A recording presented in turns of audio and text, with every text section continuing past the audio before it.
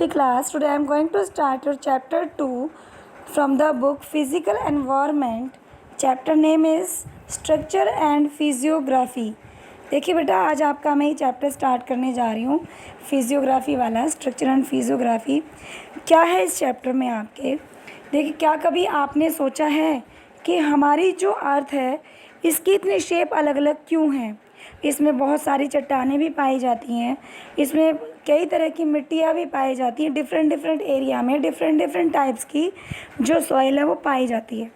तो हमारे आज के वर्तमान, हमारे प्रेजेंट टाइम के अकॉर्डिंग हमारी जो अर्थ की एज है वो आज से 46 करोड़ वर्ष पहले है। मतलब अर्थ को बने हुए कितने साल हो गए? 46 साल। अगर आप इसका आंसर करोड़ में नहीं देना चाहते हैं तो 460 मिलियन कह सकते हो कि आज से 460 मिलियन हमारी अर्थ बनी थी आज से पहले। और इतने साल पहले बनी है तो हमारी अर्थ के अंदर बहुत सारे चेंजेस आए हैं। इसमें ओशियंस बने हैं क्योंकि पूरी अर्थ टेक्टोनिक प्लेट्स के ऊपर खड़ी हुई है। अब अर्थ के ऊपर, हमारी अर्थ के ऊपर इतनी सारी लैंडशेप हैं, अर्थ के अंदर टेक्टोनिक प्लेट्स हैं, तो हमारी अर्थ पर कुछ फोर्सेस लगती हैं जिन्हें इंडोजेनिक और एक्सोजेनिक फोर्स के नाम से हम जानते हैं। ठीक है, अब देखिएगा जो हमारी इसमें प्लेट्स और टेक्टोनिक प्लेट्स, अगर इनके बारे में हम बात करें तो इसके बारे में हम पहले जो बुक पढ़ चुके हैं तो उसमें इसका इंट्रोडक्शन था, फिज़िकल ज्योग्राफी के इंट्रोडक्शन में इसके बारे में पढ़ चुके हैं। तो क्या आप जानते हो कि आज से करोड़ों साल पहले बेटा इंडियन प्लेट थी, ये हमारी इक्वेटर लाइन से के साउथ में थी। अब आप बताइए इक्वेटर लाइन के साउथ में कैसे थी? मैं आपको दिखाती हूँ, स्क्रीन पर देखिएगा। ये आपका ग्लोब है, ओके, ये बीच में इक्वेटर लाइन, यहाँ पर आपका इंडिया है, ये नॉर्थ हिस्सा है पूरा, ये साउथ हिस्सा है। तो ये नॉर्थ पार्ट और साउथ पार्ट होते हुए ये बुक में बताया जा रहा है कि आज से पहले जो इंडो प्लेट है, जिस टेक्टोनिक प्लेट के ऊपर इंडिया है, ये कभी के टाइम में इस साउथ वाले पोर्शन में हुआ करती थी, यहाँ पे। तो जब यहाँ पे थी तो अब ये इंडियन प्लेट कैसे बनी, ऊपर कैसे गई? क्योंकि देखिए बेटा, जब इसमें मैंने आपको बताया कि फोर्स लगती हैं, और इसमें इन्होंने ये भी कहा है कि जो इंडियन प्लेट थी वो इक्वेटर लाइन के साउथ में थी और ये साइज़ में बहुत बड़ी थी साइज़ में बहुत बड़ी थी। हमारी जो आज ऑस्ट्रेलियन प्लेट है वो इसी प्लेट का हिस्सा है। पहले इंडियन प्लेट मतलब बहुत बड़ी थी तो बाद में क्रैक हुई है। अब आप ये देखिएगा, दोबारा मैं आपको दिखाती हूँ इसके बारे में। ये ग्लोब, इक्वेटर लाइन, यहाँ आपका ये ऑस्ट्रेलिया और यहाँ इंडिया। जो आज इंडियन प्लेट है पहले इस साउथ में नीचे हुआ करती थी, और जो ये एक ही उसके पार्ट थे प्लेट के, यानी कि ऑस्ट्रेलियन प्लेट भी इस इंडियन प्लेट का पार्ट थी। तो बाद में टाइम बीता और करोड़ों वर्षों के बाद ये प्लेट काफ़ी जगह से टूट गई, और जो ऑस्ट्रेलियन हमारी सॉरी बेटा, हमारी जो ऑस्ट्रेलियन प्लेट है वो साउथ की ईस्ट और इंडियन प्लेट नॉर्थ की तरफ खिसकने लगी। मतलब जो हमारी ऑस्ट्रेलियन प्लेट साउथ वाली थी, वो जो ऑस्ट्रेलियन प्लेट है हमारी, वो ये यहाँ से क्रैक हुई, बीच में से टूटी, और ये साउथ के इस ईस्ट डायरेक्शन में प्लेट खिसकने लगी। और ये जो इंडियन प्लेट थी, ऊपर वाला हिस्सा जो साउथ में कभी थी, ये ऊपर की तरफ खिसकने लगी। ठीक है, तो प्लेट क्रैक होती चली गई। तो एक जो इंडियन प्लेट थी वो इंडिया की साइड पहुंच गई, नॉर्दर्न हेमिस्फेयर में, और जो हमारी ऑस्ट्रेलियन प्लेट थी वो ऑस्ट्रेलिया हमारा साउथ ईस्ट में है, तो ये साउथ ईस्ट की तरफ खिसक के पहुंच गई। तो बेटा अभी भी प्लेट्स का आपस में खिसकना जारी है। तो अभी भी बहुत सारे इनकी वजह से जो फिज़िकल एनवायरनमेंट है इसके ऊपर इसका इफ़ेक्ट पड़ा है। अब देखिएगा इसमें क्या दिया हुआ है आपको बुक में कि हमारी जो ये हमारी अर्थ के जो लैंडस्केप है, लैंड की शेप है अर्थ की, वो कई पार्ट्स में डिवाइड है। अब किस पार्ट्स में डिवाइड है तो देखिएगा, इसमें इन्होंने दिया है नंबर 1 आपका पेनिनसुलर ब्लॉक है, नंबर 2 आपका the Himalayan and the other peninsular mountains है, और number 3 the Indo Ganga Brahmaputra plain दिया हुआ है इसमें। ठीक है, तो ये 3 पार्ट्स हैं जो हम पढ़ेंगे, जिसके ऊपर हमारा most of the part of the chapter base करता है। तो सबसे पहले पेनिनसुलर ब्लॉक क्या है।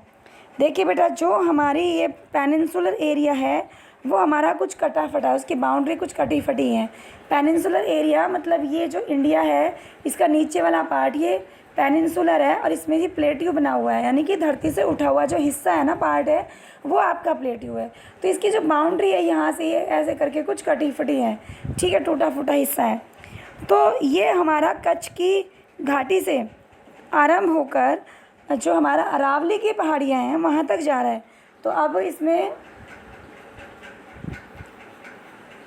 ये देखिएगा, ये गुजरात है, यहाँ पर कच्छ से आरंभ होकर ये राजस्थान है, यहाँ पहाड़ियों तक ये फैला हुआ है, ये वाला पार्ट, ठीक है, किसका, इस पेनिनसुलर प्लेट्यू का। ये देखिए नीचे तक आया हुआ है ना, तो ये प्लेट्यू बन गया है जो गोल गोल बनाया है।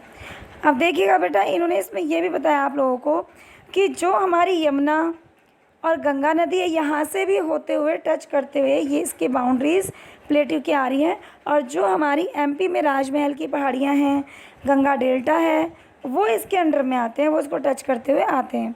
उसके अलावा जो मेघालय है, मेघालय में भी हमारा एक प्लेट्यू है, और इसके मतलब इन्होंने कहा है कि जो नॉर्थ ईस्ट में करबी एंगलोंग, कहाँ पे ये बाउंड्री बता रहे हैं आपको डेल्टा की, जो पेनिनसुलर प्लेट्यू है ना, पेनिनसुलर प्लेट्यू कहाँ से कहाँ टच हो रहा है, लेके कच्छ के एरिया से अरावली की पहाड़ियाँ ऊपर हो गया। दोबारा बना के दिखाती हूँ आपको मैं, ये देखिएगा, ये कच्छ का एरिया यहाँ से आके ये फिर यहाँ से आता हुआ गंगा के बेसिन को टच करता हुआ, यमुना और गंगा नदी के, उसके बाद ये नीचे यहाँ पे पहाड़ियाँ पड़ती है राजमहल की, इनको टच करता हुआ, ठीक है बेटा।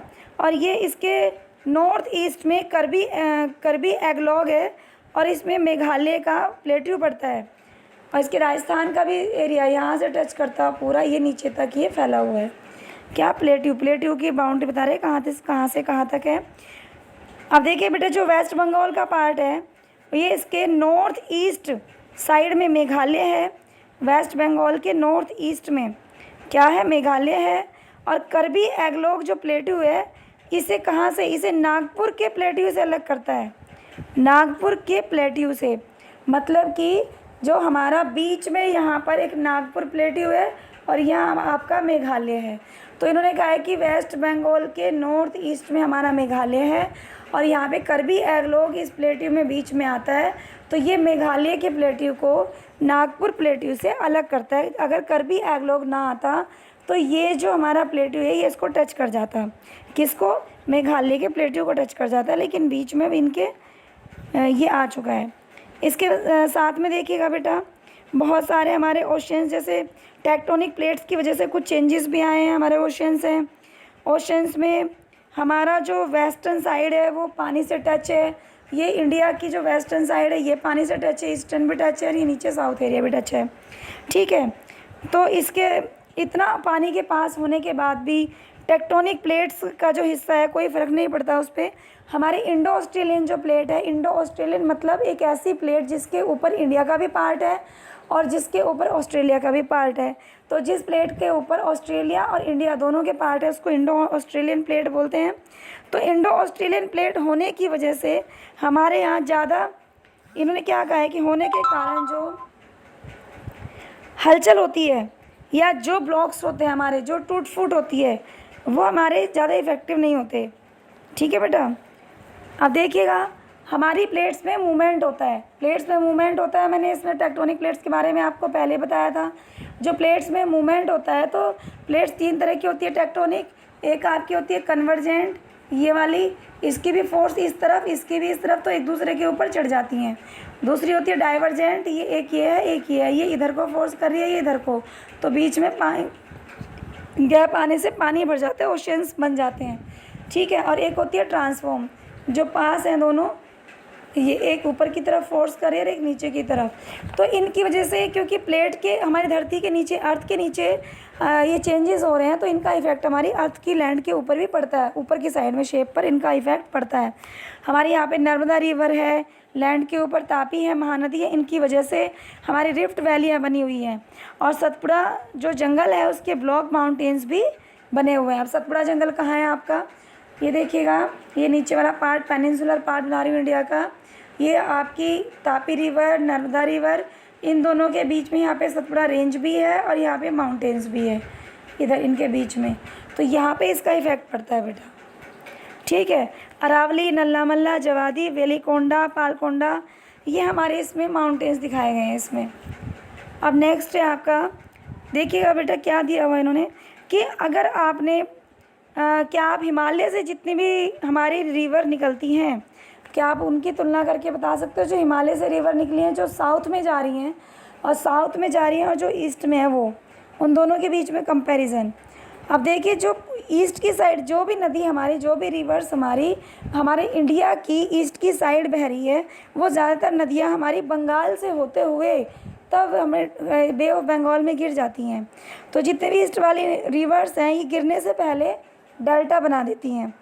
डेल्टा बताया ना आपको, डेल्टा कैसा होता है बेटा, जब कोई प्लेन्स एरिया में ऐसे रिवर आके बह रही है, इधर से कोई दूसरी आगे बहेगी, ऐसे करके ऐसे जा रही हैं, तो ये बीच में ट्रायंगल शेप में डेल्टा बन रहा है। तो यानी कि ज़मीन का वो टुकड़ा जिसके 3 साइड वाटर होता है, यानी कि नदी के मीन्स कह सकते हैं कि नदी के पानी के बीच में ट्रायंगल शेप का लैंड पीस, ठीक है। तो ये हमारा डेल्टा बनाती हैं। इसके बाद हम पढ़ेंगे कि जो हमारी ज़्यादातर रिवर्स है बंगाल में गिरते, बे ऑफ बंगाल में गिरती हैं, गिरने से पहले डेल्टा बना रही हैं, तो महानदी, गोदावरी, कृष्णा। तो हमारी इन 3 रिवर्स के द्वारा भी बनाए गए कुछ डेल्टा हैं जिनके हमें एग्जाम्पल दिए हुए हैं। अब आगे इसके बारे में हम पढ़ेंगे the Himalaya and the other peninsular mountains. Himalaya और अदर पेनिनसुलर माउंटेन्स क्या है, देखिए बच्चे, the Himalaya along with other peninsular mountains are young, weak and flexible in their geological structure unlike the rigid and stable peninsular block. हमारे जो Himalaya mountain है वो आपको पता है कि यंग माउंटेन है, मतलब कि ज़्यादा पुराना नहीं है, कुछ वर्ष पुराना है, और इसमें हमारी बहुत सारी हलचल भी हुई है हिमालय के नीचे वाले पार्ट में। हमारे माउंटेन रेंज भी इस टेक्टोनिक प्लेट्स की वजह से जो हलचल होती है उससे इनकी शेप हमारी बिगड़ी है। हिमालय है बहुत ही फ्लेक्सिबल भी है ये। हिमालय माउंटेन वीक भी है, कमज़ोर है, मतलब टूट जाता है जरा सी मार से, और यंग माउंटेन है, ठीक है। यानी कि अगर हवाएं तेज़ आ जाए कि या रिवर्स बेटा उनका पानी का बहाव तेज़ हो तो उनसे इसके छोटे छोटे टुकड़े टूटते रहते हैं। और इसमें जो हमारे माउंटेन्स हैं आज प्रेजेंट टाइम में भी एंडोजेनिक और एक्सोजेनिक फोर्स जो लगती है उनकी वजह से इनकी शेप में बदलाव आता है। अंदर की तरफ से कोई फोर्स लग रही है, बाहर की साइड से कोई फोर्स लग रही है, तो हमारी ऊपर वाली शेप पर इसका असर पड़ता है। तेज़ बहाव वाली जो नदियाँ होती हैं ये मिट्टी को काटते अपने साथ ले जाती हैं, क्योंकि इन्हें हम यंग रिवर मानते हैं, बिल्कुल जवान रिवर मानते हैं इनको। तो इनके बहाव में इतना प्रेशर होता है कि मिट्टी को बहाते हुए ले जाती हैं और 2 घाटियों के बीच में जॉर्ज बना देती हैं, वी आकार का गॉर्ज, ठीक है। यानी कि पहाड़ी एरिया वहाँ से कट जाता है तो गॉर्ज बना देती हैं ये। और ये रिवर्स हमारी वाटरफॉल करने में भी बहुत ज़्यादा सहायक होती हैं, हेल्पफुल होती हैं। तो आज के लिए इतना ही। आप मेरी वीडियो को लाइक और शेयर कीजिएगा अगर पसंद आई हो तो। इसके बाद जो मेरे वीडियो का पार्ट 2 है उसमें आपको इसके आगे का पोर्शन यानी कि इंडो गंगो ब्रह्मपुत्र प्लेन, इसके बारे में मैंने पढ़ाया हुआ है। Okay, thank you guys.